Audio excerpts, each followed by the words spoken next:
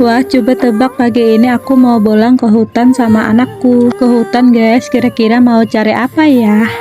Udah lama banget aku nggak nyemplung ke hutan. Hari ini niatnya simpel aja, pokoknya lihat sayur apa aja di jalan langsung sikat bawa pulang. Baru masuk hutan adamnya Masya Allah. Nggak nyangka mata langsung nemu rebung yang nongol dari tanah. Ini sih rezeki numpluk, ukurannya pas, lagi sedang gini rasanya enak banget. Kalau udah tinggi pahitnya bisa bikin nyesel, susah hilang guys. Lanjut jalan lagi, ada 2 pucuk tapi ya udah ketinggian. Sayang banget kalau udah tinggi, rasanya kurang oke. Jadi aku skip aja deh. Pas udah mau pulang ternyata dikasih bonus lagi sama hutan. Nemu pohon kamiri lagi berbuah, langsung dong kami petik. Lumayan banget kan nanti buat campuran sambal di rumah. Udah kebayang tuh pedesnya. Kalau kalian tim sayur rebung atau tim sambal kemiri nih, komentar di bawah ya biar rame.